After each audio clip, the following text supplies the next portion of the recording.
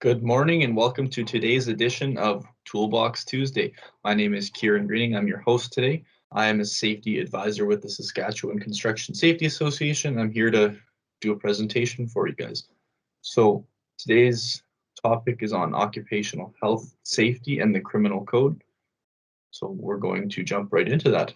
So like I said, it's on health and safety and the criminal code, and we're going to look at the Westray disaster and its implications on the Criminal Code of Canada. So the Westray mining disaster occurred May 9th, 1992.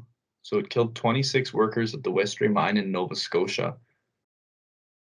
This particular disaster was entirely preventable. So there was worker safety concerns that were brought up and seemingly ignored.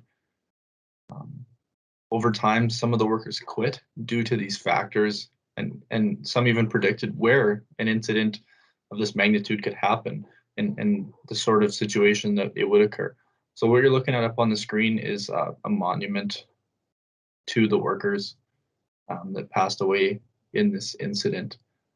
So if it wasn't for the ventilation not being productive and working properly, it allowed a buildup of methane to occur in one of the southern mine tunnels.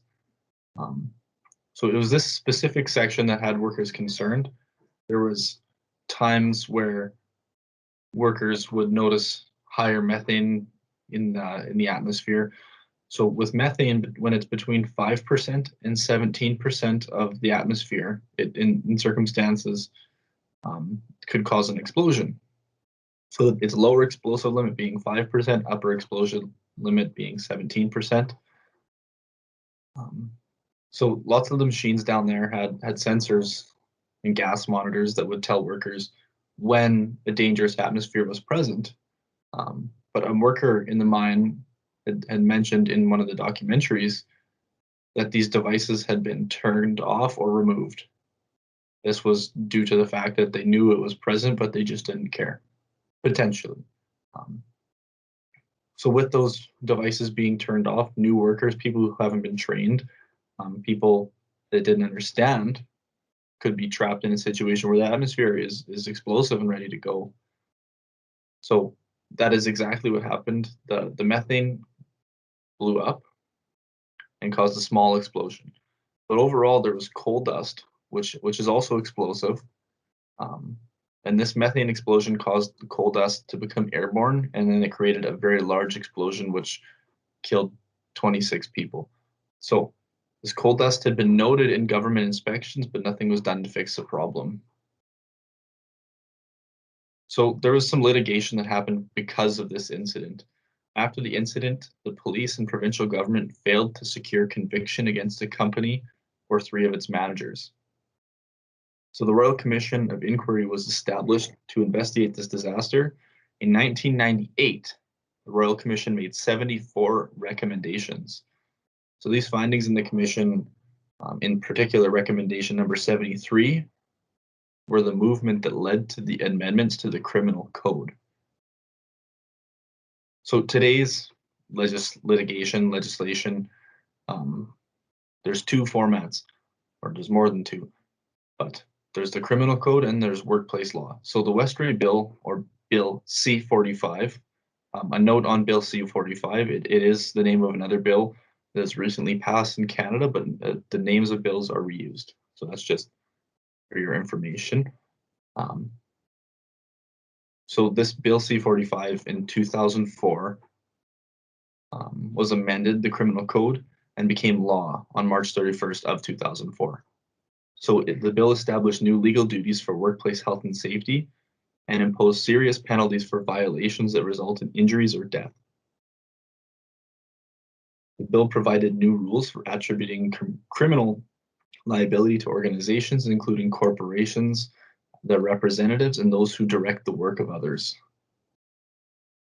So the criminal code, the reference for this litigation is section 217.1, and it now reads, everyone who undertakes or has the authority to direct how another person performs work or a task is under a legal duty to take reasonable steps to prevent bodily harm to that person or any other person arising from that work or task. So this is a definition of a supervisor in Saskatchewan, anyone who delegates or controls the work of others. So that means that anytime you're a supervisor, so if you're a manager, you're a senior manager, doesn't matter if you overlook other people in Saskatchewan, you are technically a supervisor regardless of the level. Um, so the amendment also redefined the term organization to include a broader definition of those that could potentially be liable in sections 22.1 and 22.2 of the Criminal Code, imposing liability on organizations and its representatives for negligence. So negligence is the act or omission that is criminal. So you might be asking the question, who enforces these laws? So police officers, crown attorneys enforce criminal code in Canada. So the criminal code is very different from your jurisdictional legislation. These branches of law enforcement will determine if the criminal code has been breached. So it's not up to your local occupational health and safety officers, rather the police and crown attorneys, whether they can secure a conviction or not. So across Canada, we also have jurisdictional occupational health and safety officers who are employed by different branches of the government or potentially WorkSafes. So the Ministry of the Ministry of Labor Relations and Workplace Safety, or LRWS, enforces the regulations with occupational health and safety officials in Saskatchewan. So the Occupational Health and Safety Regulations 2020 that were passed in just April 1st here are part of the things they enforce. So here's a case study on Bill C-45, construction workers in Toronto that were killed. So there's several cases where this law has been enforced, and this particular example is not the first or the last time that it's been used, but it does pertain to the construction industry. So on December 24th, 2009, 4 workers were killed and 1 was seriously injured at a Toronto construction site when the swing stage scaffolding they were on collapsed.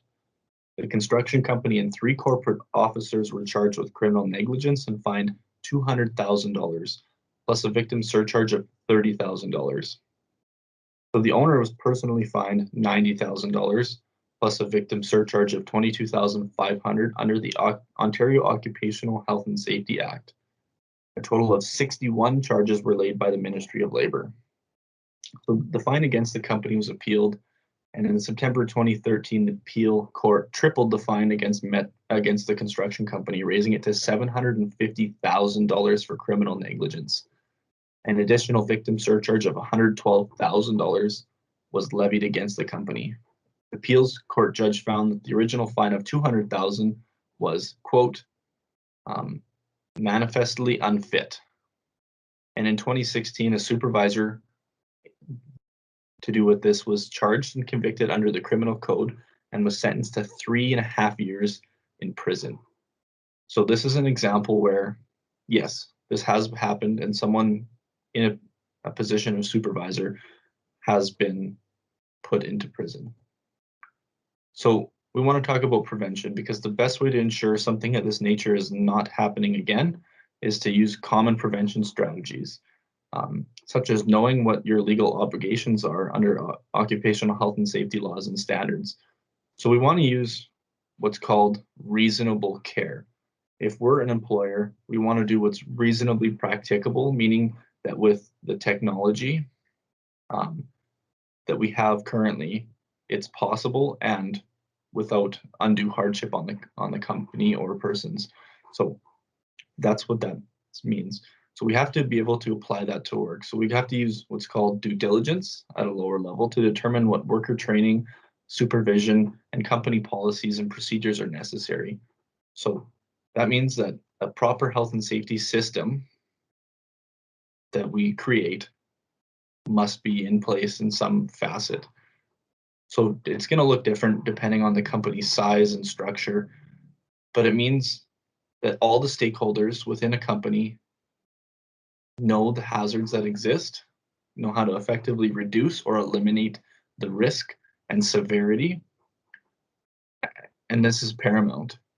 So whether that be by hazard assessments paired with inspections, but we can't stop there. We need to assess at different levels. We need task specific. We need overall job scope. And in some circumstances, like in construction, where there's a higher risk of injury, we need to use our due diligence, and we need to use our brains to think about how much do we actually need to do. So that can be determined by many different standpoints. I know we're not going to get too deep into that, but there are also many good ways to ensure you're meeting those requirements. Um, as legislation's a minimum, we can always exceed it with best practices. So the SCSA has the mission to construct the safest construction environment in Canada. And that's why we have our core and C-core programs, which are certificate of recognition and small employer certificate of recognition programs. So these help companies start down the path of health and safety and due diligence. And this is a great prevention strategy. Um, so it'll combine many different facets, what you have to do legislatively and what the best practices are. So this isn't a one-stop solution, but it's a very reasonable first step towards fulfilling due diligence.